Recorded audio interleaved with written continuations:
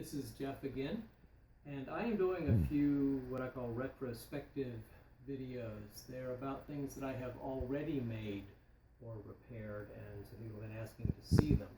So this is probably one of the earlier ones. I call it either an Electrobau or an Electrobau, depending on what day it is. And originally the idea was inspired by the berimbau from Brazil, which is a tree branch, a calabash or a resonator, and of course a steel wire from the bead of a tire.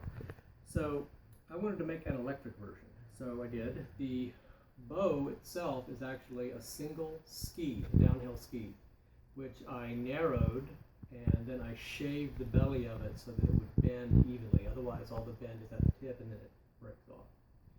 The wire is, again, just the bead wire from a steel belted radial. There's about 200 feet of it in every car bead, or every tire bead. The pickups are single coil pickups that I wound on a 3D printed bobbin. I could have made the bobbin out of wood or whatever, and then I just wound them with extremely fine gauge. It's probably about 45 gauge maybe wire. They end up being about 700 ohms. And then everything else is, well, the slug in the middle of each pickup is just a piece of bolt. And on the back of each pickup is a rare earth magnet salvaged from a hard drive. So all of this is as scavenged as I could make it, sort of in keeping with the tradition of where these instruments came from. Because it's also related to the diddle bow and the Appalachian mouth bow and other instruments of that kind. So you notice there are actually two pickups. The reason for this I'll explain in a minute. The control box and the upper pickup box are also 3D printed. They were designed by me in a program called FreeCAD, and then they were just printed on a 3D printer. The advantage of that, of course, is that when I realized, you notice that this angle here, the string runs at this angle and the box runs at this angle. It's a little off. So all I have to do, of course, is just go back into FreeCAD and re-CAD it so that the angle comes out being more reasonable. So I'll just swap that over. The reason there are two pickups is because when you play this, you actually have three options, or at least traditionally there are three options for the kinds of notes you can get. Hold it by sticking your pinky through this ring, hold it with that, and you just play it by striking it.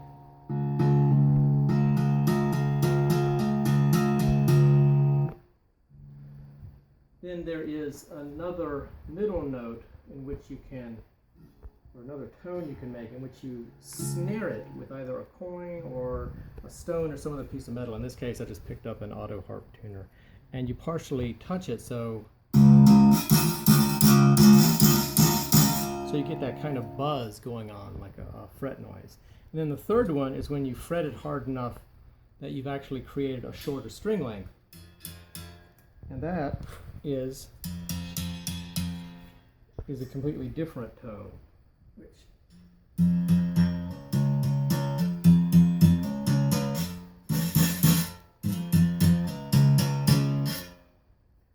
So that's what, if you didn't have two pickups, then when you fretted it like that to make a shorter string, there would be nothing to pick up that vibration because it would be locked down here. So that's why there's two pickups. If you didn't plan on doing that, you'd only need one down here. And then there's just a standard three-way switch, wired as usual, and then a volume and a tone and a jack. There's also a tuner down here, which is just a leftover bass tuner, and this steel ring off of, I think, a parachute harness or something. That is not really necessary. I just put it on there because the tuner isn't necessary. I just put it on there because I had it. So that is really about it. The interesting thing comes in what the different ways it can be played. A standard stick, you can just... But there is, by hitting and sticking or bouncing.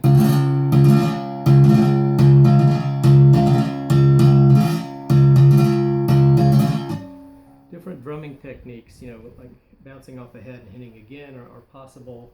Other things, a metal striker has a slightly different sound.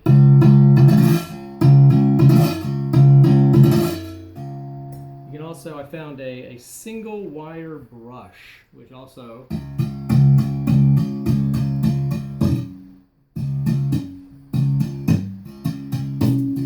is a different sound. And then it really gets interesting when you start modeling different pedals, start using different pedals, or start different modeling. Like if, for instance, if I put on, let me see here what I've got, like a brown octave here, and turn on like where's an envelope filter? That's pretty cool. We've also got some serious reverb going on here. Tremolo, flanger, tape echo, chorus, filtron. Filtron, I believe, is an envelope filter. What does that do? Yeah, so with something like that, you know, you can create these sort of like, you know, little muttering with an envelope filter on it, so that when you strike it harder, dynamically it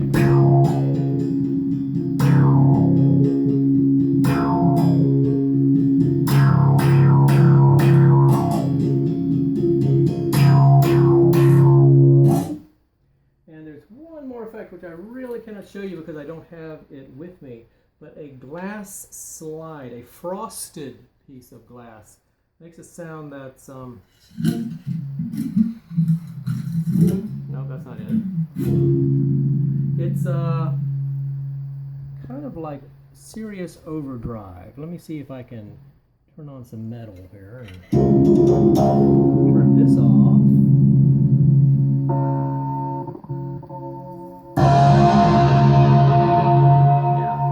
Turning on some high gain or you know, noise distortion also gives you some.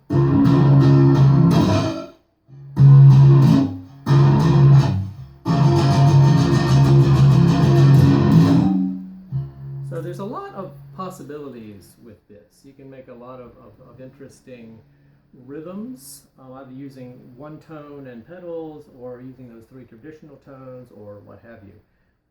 When I first built it, I had 5 different people who were professionals of one level or another play it. They all played it differently. I mean, completely differently.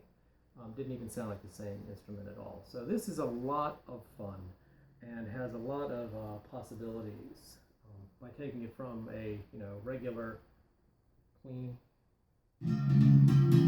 Oh, get that octave off there. There we go. That's pretty.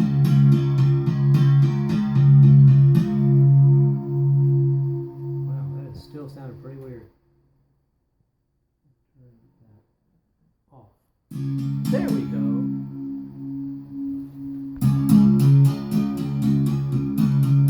So something that's really very clean like that, all the way up to some of those other things I did. So that is it.